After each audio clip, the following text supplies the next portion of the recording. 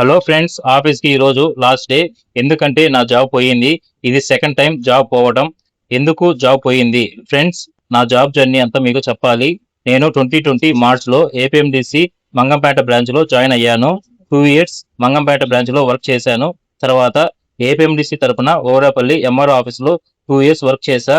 MRO ఆఫీస్లో work చేస్తూ ఉండగా జాబ్ పోయింది. ఎందుకంటే గవర్నమెంట్ చేంజ్ అయ్యింది. అంటే 2019 to 2024 గవర్నమెంట్ లో ఎవరైతే జాయిన్ అయ్యారో అందరినీ తీసేశారు. తర్వాత కోర్టులో కేసు వేశాము. వెంటనే స్టే వచ్చింది. తర్వాత కంటెంప్ట్ ద్వారా జాబ్ పోయిన 1 year కి మళ్ళీ జాబ్ లో జాయిన్ అయ్యాము. జాయిన్ అయ్యామే కానీ వర్క్ ఇవ్వలేదు. కానీ శాలరీ వేశారు. కేసు జరుగుతూ ఉండగా 8 months తర్వాత కోర్టు ద్వారానే మమ్మల్ని తీసేశారు. అది ఫ్రెండ్స్, ఏపీఎండిసి ప్రాఫిట్ లో ఉంది కానీ ఎందుకు మమ్మల్ని తీసేయడం? Why only 2019 to 2024? అంటే ఇది రాజకీయ కక్ష. కానీ ఒక సామాన్యుని ఎందుకు?